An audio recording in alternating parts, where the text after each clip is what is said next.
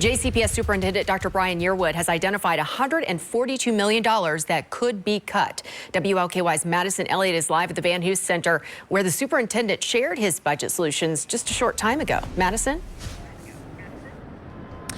Jennifer, it's important to keep in mind that right now these are recommendations, as this decision still has to be decided by the Board of Education. But Yearwood did identify 6 ways in which he would reduce the budget deficit. It starts with the central office, something he has promised you since September when this deficit was first announced. He is looking to cut $44 million from the central office, which would also eliminate 300 positions. $41 million will be reduced from the supplemental and add-on programs, about $13 million from operations and transportation, $9 million from contracts and subscriptions, $5 million from facilities and underutilized assets, and $30 million other potential cuts pending negotiations. Now, this is all because JCPS faces a $188 million deficit.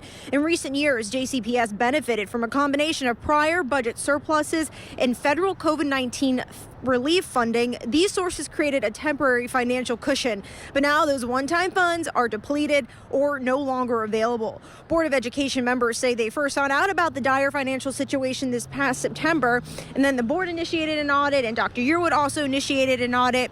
Now, when the deficit was first announced, as I already said, Yearwood said he would prioritize central office reductions, and he's following through on that promise with these recommendations.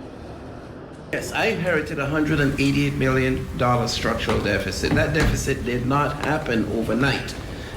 It's a result of years of systemic fiscal unsustainability, well-intended decisions made without long-term funding plans. In the past 6 years alone, 255 central office positions were added and initiatives launched that relied heavily on temporary funding. When those funds expired, the costs remained. Recurring expenses outpaced recurring revenue, and the math stopped working.